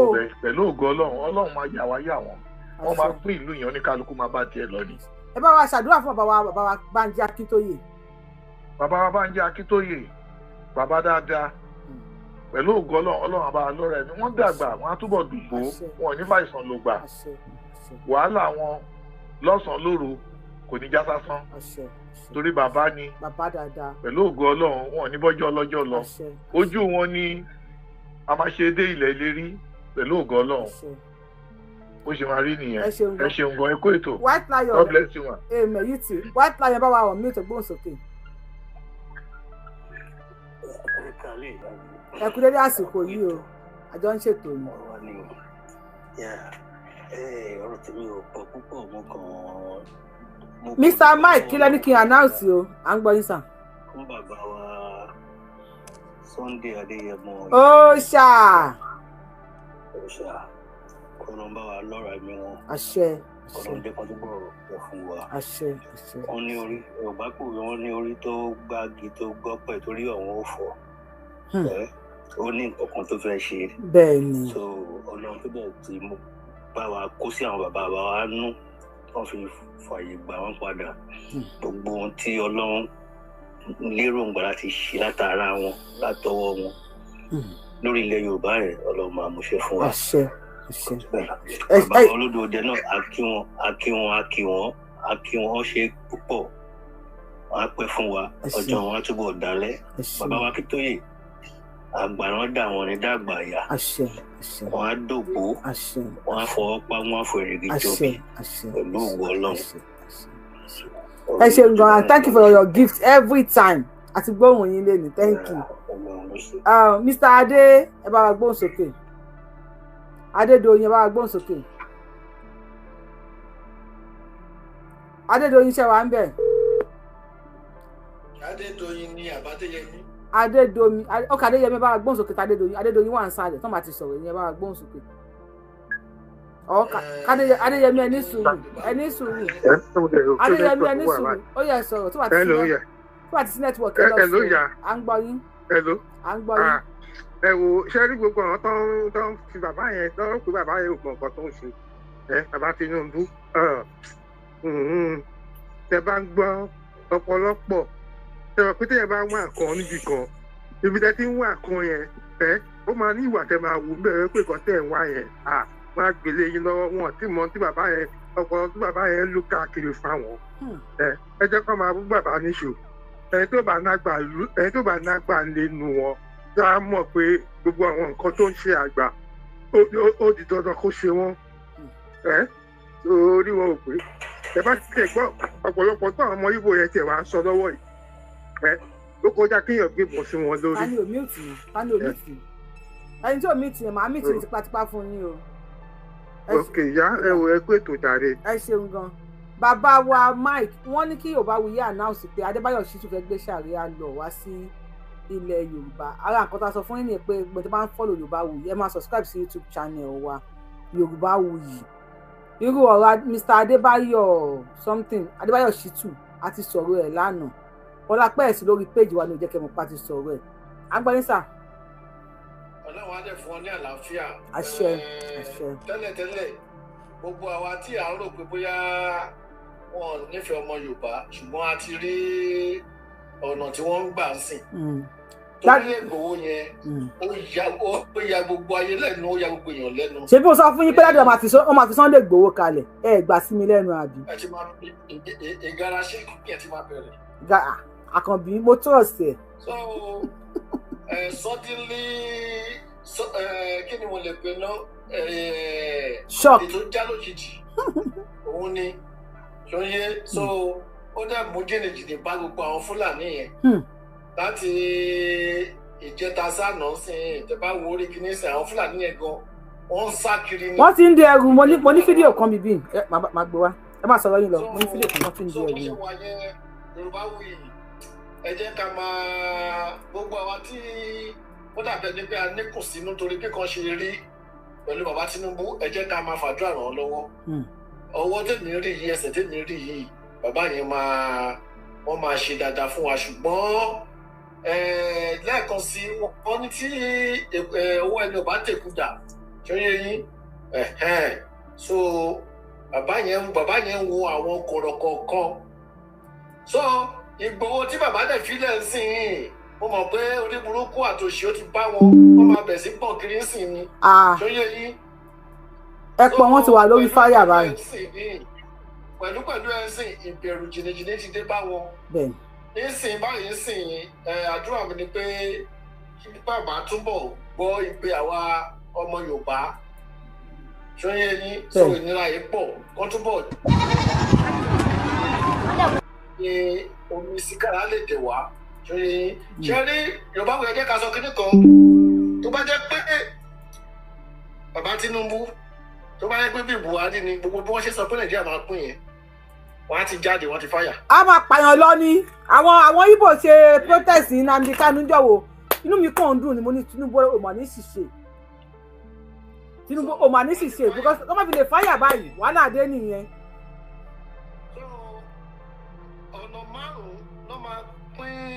ìlú Nàìjíríà. Wọ́n bí tó bá wọn kan pín sí kẹta sí ní Yorùbá nation ti wá gbà wọ́n wá pín lọ́nà fífi. máàpù yẹn ti wà lọ́wọ́ ẹ̀sìn àwọn ti download máàpù yẹn sọ́wọ́ wọ́n ti yà sílẹ̀. bàbá pín lọ́nà 50 problem tí wọ́n ní. adẹ́ẹ̀pá aláyábá aláyè jẹ́ kí ọ̀dọ́ mi sọ̀rọ̀. àṣẹ. ó ní o ṣẹ́tìrì Egbe community ní Egbe community àwọn Haúsá Fúlàní wọ́n di ẹrù wọn Ìgbò ẹ máa lọ o ilé lọ tààrà Ìgbò lọ tààrà Fúlàní ìrèlè o ẹ wò wọn o wọn ti ń dẹrù wọn o Ìgbò eré lẹ́sẹ̀ yálàyà yín Àdìsá ti dé wọn bàbá yín wọlé dé àwọn náà di ẹrù wọn ti ń sá lọ àwọn eléré ìgbé ẹ ṣe dúró kí gbogbo gbé yẹn bá gbóhùn sókè lórí fóònù. ẹ kálẹ́ mà o. ẹ kú dédé àsìkò Ìgbò àgbọ̀ yín. ẹ kú ètò mà o. àjọ ń ṣètò ni. Màmí Yorùbáwùyí. ẹ ní dààmú. Ó mọ̀ pé ẹ bá wa tẹ́tọ́ ń pọ̀ lórí ṣóò yìí kí ló dé ẹ má ṣàwọn náà à ń gbọ́ yín. A mọ̀ pé èyí tún súnmọ́ ẹ máa ń bá òòṣà sọ̀rọ̀ dáadáa. Ẹ sà mo kàn fẹ́ kí ẹ bá wa pàkíyèsí. Ṣé rí gbogbo àwọn tí ọ̀pọ̀lọpọ̀ àwọn tó wá wẹ́kọ̀mù òòṣà láti jẹta ọ̀pọ̀lọpọ̀ wọn ló ti sọ burúkú tó jẹ́ pé láì dá wọn fẹ́ kó òòṣà dé mọ́ tó yẹ pé wọn fẹ́ kó òòṣà dé láì ìyá mi mo mọ̀ nǹkan tí mò ń sọ o. ọ̀rọ̀ wọn yé wa àmọ́ àwa náà mọ̀. bẹ́ẹ̀ àwọn kan wà níbẹ̀ tó jẹ́ pé tabaníkà máa sọ̀rọ̀ nǹkan máa bàjẹ́. ẹ má wulẹ̀ sọ. kí bàbá kíyèsára wọ́n jọ kí bàbá kíyèsára ọ̀pọ̀lọpọ̀ àmọ́ àwọn tó jẹ́ pé nígbà tí ìyẹn ọkọ̀ ṣẹlẹ̀ ní July tó ọkọ̀ ṣẹlẹ̀ nígbà àwọn tó sọ fún mi pé àwọn wà ń bẹ̀ bàbá orí fẹ́ǹsì mẹ́fà ló gbà kó jáde ló ṣe gbá ló ṣàwò ara àwọn tá a lè jẹ́ tó pàjọ ń ṣe bẹ́ẹ̀ ni mo sọ fún yín màmá ọ̀pọ̀lọpọ̀ nù wọn ló sọ pé ó ń sọ fún wa báyìí pé ọ̀gá yín ò lè dé kinní kan wọ́n ti ṣe kinní kan ìgbà kan kò lè wálé mọ́ kò lè ṣe gbà kan àkọ́kọ́ wọn ẹ jọ ẹ bá pàkíyèsí ó pọ́ síbi káwọn náà máa wo prógráàmù yín báyìí kọ́ máa wò ó ẹ bá pè wọ́n ṣàkíyèsí ẹ jọ gbogbo àwọn tó wá wẹ́pọ̀ ọ̀pọ̀lọpọ̀ 70% àwọn tó wá wẹ́pọ̀ mu àwọn tó gbàdúrà kan dé mọ́ ni ojú ayé everybody ṣe. Oye wa àmọ́ àwọn tó fẹ́ tó ṣàtìnú tọkàn àmọ́ra wa àwa mọ́ra wa ìní o singbani àmọ́ra wa ẹ ṣe bàbá mi àwọn kan wà bẹ́ẹ̀ tó jẹ́ pé ẹ kàn bá pàkíyèsí wọn kọ́dẹ̀ jọ kọ́ máa grant any interview kankan lọ́wọ́ yìí kọ́ máa tẹ̀ grant any interview kankan. Islander ẹ bá gbóhùn sókè o agbọ́rísà ṣe jù kan. bàbá kan náà tó wà ń bàdàn tó máa ń lògò yẹn náà kàn jọ kàn yẹra fún lọ́wọ́ yìí bàbá tó wà ń bàdàn mi fẹ́ dárúkọ ẹ̀ tó pera wọn pírẹsẹ̀ntà bàbá àgbàlagbà tó yẹ pé ẹnu wọn ò bò wọ́n ti mọra wọn wọ́n mọ̀ wọn. ẹ ṣe màá mi. ọmọ Yorùbá yarí Islander gbóhùn sókè o ẹ kú dédé àsìkò yá according to the time o. ó jẹ́ platform yìí fún reason kan ni. Yes sir ẹ káàbọ̀ sá ẹ bá wa kí wọn káàbọ̀ Islander àwọn làwọn join wa fún reason kan ni a kí yín ẹ káàbọ̀ sá o. Mo ti follow yín tẹ́lẹ̀tẹ́lẹ̀ lórí mo ti follow yín dáadáa lórí Facebook tẹ́lẹ̀tẹ́lẹ̀ ó ti pẹ́ gan but àwọn tí Yorùbá wò. nǹkan tí mo kàn fẹ́ sọ náà ni pé mo rántí ìgbà tí election bọ̀ the way tí ẹ ṣe gbogbo Yorùbá nation ẹ kan sórí íńtánẹ́ẹ̀tì ẹ bẹ̀rẹ̀ sí bú Tinubu kò sórí ìbútẹ́ ìbú whereas àwa kan mọ̀ pé máa yóò lè jà láti ta àyàfi tẹ́ ẹ bá wọ field ẹni tó wà ní spectator kò lè máa jà láti ta mo believe pé máa yẹ deserve apology kẹ́yìn náà wò pé okay because a lot of narrative ni àwọn èèyàn push ń sìn bíi pé bóyá Tinubu láti ilẹ̀ débi ti mọ̀ tó ti ń jàjà yìí náà ó ń wo pé báwo lòun ṣe fẹ́ jà láì bá wọnú system yẹn láì bá wọn wọnú agodo yẹn kó lọ fọ gbogbo agbára yẹn ẹ bá wo recently a lot of things ẹ rí i pé àwọn Hausa dìde against ẹ̀ ń sìn kò sí nǹkan tó ń ṣe dìde against ẹ̀ because wọ́n rí àwọn nǹkan tó àwọn agbára tí àwọn Hausa dì mú recently ó pín NDA NDA ní ìtọ́wà Kaduna ẹ̀ ó pín sí 6 ó pín sí oríṣi because those are the location táwọn agbára àwọn Hausa wà tó fi jẹ́ pé ẹ bá dé army Hausa ni bẹ́ẹ̀ dé custom Hausa ni bẹ́ẹ̀ dé immigration Hausa ni so òun náà dẹ̀ ti wo pé òkè ọ̀nà wo la fi fẹ́ jàjà yìí bí ó bá ṣe pé òun ò lè wà láì gbogbo àti ẹ̀dẹ̀ ń pariwo Ìgbòho Ìgbòho àwọn Ìgbòho kò lè ṣe kankan ní gbogbo èmi understand àwa kan understand kí n má sọ pé èmi àwa kan understand pé máa yóò lè ṣe kankan because àwọn Fúlàní tó wà ń bẹ̀ yìí ohun tí tóun náà tó bá jáde òkè yẹn ló tó lè rí agbára yẹn so wọn á bìlì inú mi wá dùn wípé nísìnyí ẹ̀yin náà wá rí díẹ̀díẹ̀ pé kì í ṣe pé máa yí náà kàn déédéé dákẹ́ àbó kàn déédéé mọ̀ fẹ́ jẹ́ kí wọ́n hold Ìgbòho till date tán fi hold ẹ̀ so wọ́n expect pé okay ó yẹ kí at this time tẹ́yìn náà ti rí pé okay ó dàbí nǹkan ti ń clear báyìí bó tẹ̀ jẹ́ pé Ìgbòho ní pàtì tiẹ̀ nínú Nàìjíríà especially ní Yorùbá land let me just to Yorùbá land ó ní impact which is a very nobody can take that away from that man he has sacrificed a lot he has done a lot but ó lè jẹ́ pé èèyàn lè máa ṣe nǹkan tó right ní time tó wrong bẹ́ẹ̀ mi ṣe rí ìdí ẹ̀ pé ok nǹkan tó ń ṣe right but bóyá torí time tó ń ṣe because Fúlàní ni ẹni tó jẹ́ president Nàìjíríà Fúlàní làwọn tí ẹ fẹ́ lé kúrò lórí ilẹ̀ tó ń disturb region wa àwọn Tinubu náà dẹ̀ mọ̀ pé ok kíní yìí kò right because tó bá já wọn Yorùbá ló ń dalẹ̀ Haúsá rú nǹkan ti change nǹkan ti bàjẹ́ jù bẹ́ẹ̀ lọ but bóyá torí pé Sunday Igboho pé ní the proper way like engage àwọn àgbàlagbà àwọn politician àwọn kankan kí wọ́n ṣe pé ok style ta fi lè ṣe é ìgbà tó fẹ́ gbá Mọ̀tẹ́kùn wá ẹ rí i pé ó easy fún wọn torí pé àwọn politician náà jókòó pé okay báwo la ṣe lè ṣe kínní tàbí lè secure region wa. So I think at this time nǹkan tí mo kàn fẹ́ sọ ń bẹ̀ náà ni pé àwọn ẹ̀kẹ́yìn náà ẹ lè rí bíi pé okay máì gbogbo tẹ́nìkan náà ti sọ lẹ́yìn kan tẹ́ sọ pé ẹ ti ń kí wọn ẹ ti ń kí bàbá Tinubu ẹ yá mo I expect more than that anyway. That's just okay, I understand. Thank you. Ṣé ẹ ti délẹ̀? Bẹ́ẹ̀ ni mà. Ẹ káàbọ̀ sà. Ẹ jẹ́ kí àwọn tí wọ́n jẹ́ ọ̀jọ̀gbọ́n jù mí lọ, àwọn tí wọ́n ka ìwé, tí wọ́n lọ́gbọ́n, tí wọ́n ní ìmọ̀, tí wọ́n ní òye, tí wọ́n tún jẹ́ àgbàlagbà, àwọn tí wọ́n rí inú, tí wọ́n rí òde, yẹ kí wọ́n kọ́kọ́ bá mi fún yín lésì náà kárí àwa tó kù tó máa fún yín lésì.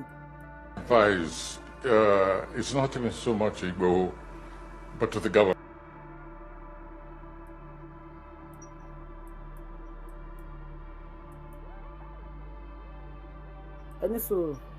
Advice, it's not even so much Igboho, but to the government, that they should stop pursuing this person as a criminal, because you have begun by acting in a criminal. Ẹ̀yin olólùfẹ́ ẹ wò a ò ní rí jù báyìí lọ ó bá tún ṣe ń lọ báyìí a máa bù yín gbọ́ lọ́lọ́kan òjọ̀kan ó dàbọ̀.